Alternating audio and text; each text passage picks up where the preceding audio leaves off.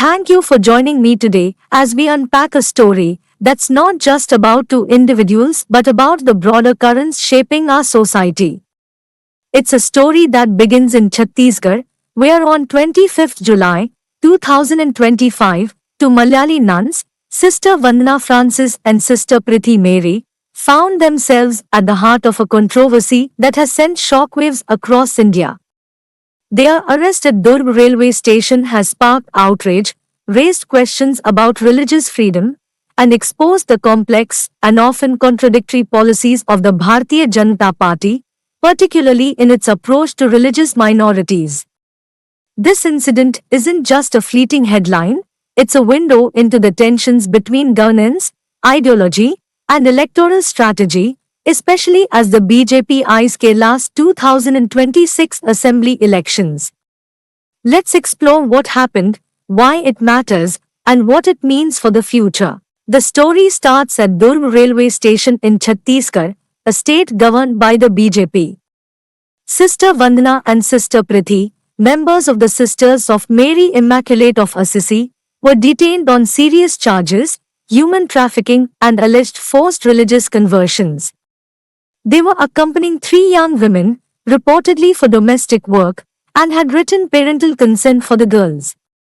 Yet, they were intercepted by activists from Bajrang Dal, a right-wing Hindu group tied to the Rashtriya Swayamsevak Sangh, who accused them of sinister motives. What followed was what Kerala's leader of opposition called a mob trial and police persecution. The Catholic Bishops' Conference of India didn't mince words either, calling the charges baseless and orchestrated by Hindutva groups. They demanded immediate action from Prime Minister Narendra Modi and Home Minister Amit Shah.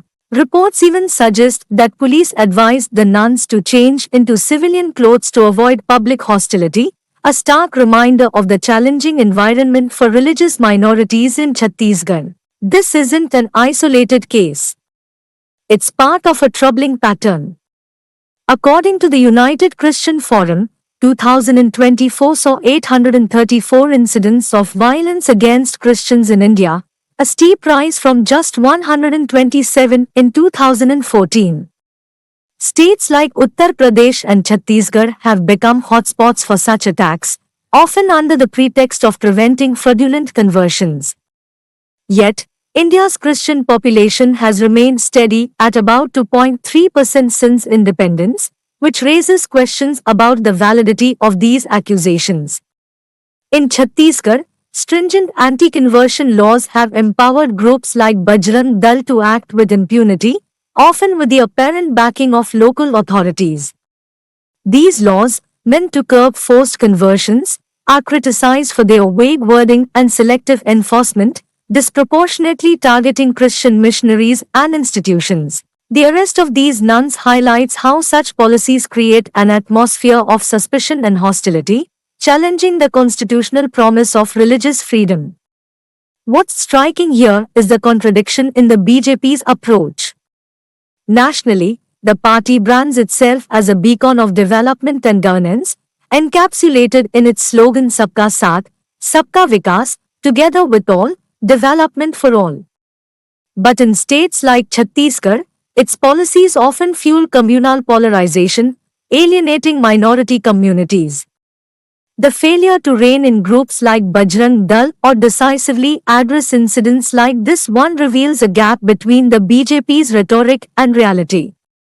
For Kerala, a state known for its religious harmony and strong Malayali identity, this incident hits particularly hard.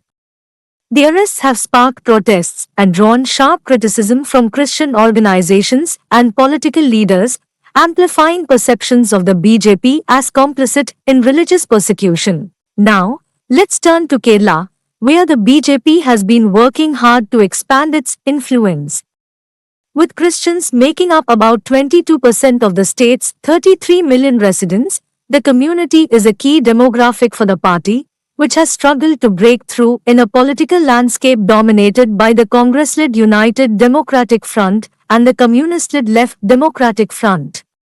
Since 2020, the BJP has made concerted efforts to court Kerala's Christians, particularly the influential Sirumlabar Catholic Church and Syrian Christian groups. High-profile meetings between Prime Minister Modi and Kerala bishops, promises of support for a papal visit, and the appointment of Christian leaders to key party roles in the state are all part of this strategy. The BJP knows that Kerala's cohesive identity makes its usual Hindu-Muslim polarization tactics less effective. Instead, it has tried to tap into tensions between Christians and Muslims, raising issues like love jihad or economic competition, while also addressing Christian concerns like the declining profitability of rubber plantations due to trade agreements. But here is where the Chhattisgarh incident throws a wrench in those plans. The arrests expose a glaring hypocrisy. This selective goodwill, courting Christians in Kerala while failing to address anti-Christian violence in states like Chhattisgarh, Uttar Pradesh, or Manipur, undermines the party's credibility. Take the example of the Kerala Story, a film accused of stoking anti-Muslim sentiment, which some Christian dioceses in Kerala screened, reportedly with BJP backing. That move was meant to align with certain Christian sentiments, but the violence against Christians in Manipur in 2023 and now the Chhattisgarh arrests have cooled any goodwill. The Catholic Bishops' Conference has been vocal, and the incident has resonated deeply in Kerala's media and on social media platforms, where users have called out the BJP's actions as hypocritical. Looking ahead to Kerala's 2026 Assembly elections, the BJP faces an uphill battle. The party's vote share has hovered around 12.93% in the 2019 Lok Sabha elections and 11.3% in the 2021 Assembly elections. It's banking on winning at least 5 seats in 2026, targeting constituencies like Thiruvananthapuram, Thrissur, and Pathanamthitta. But the Chhattisgarh incident complicates this ambition in several ways. First, it has eroded trust among Kerala's Christians. Protests across the state and strong statements from leaders like Chief Minister Pinarayi Vijayan, who wrote to Modi about the issue, underscore the incident's weight. Second, it's given ammunition to the opposition. The Congress and LDF have pounced on the arrests to paint the BJP as anti-minority, with Sathi San calling the party an RSS wolves in sheep's clothing. This narrative resonates with Kerala's secular ethos, strengthening the UDF and LDF's hold on minority voters. Even the Indian Union Muslim League has condemned the arrests, signaling a unified minority front against the BJP. The incident also jeopardized the BJP's attempts to build alliances with Christian institutions like the Sirumlabar Church. While some church leaders have engaged with the party for practical reasons, protecting institutional resources, for instance, the arrests highlight the risks of aligning with a party seen as hostile to Christian interests elsewhere. The CBCI's call for protecting religious minorities adds pressure on these alliances.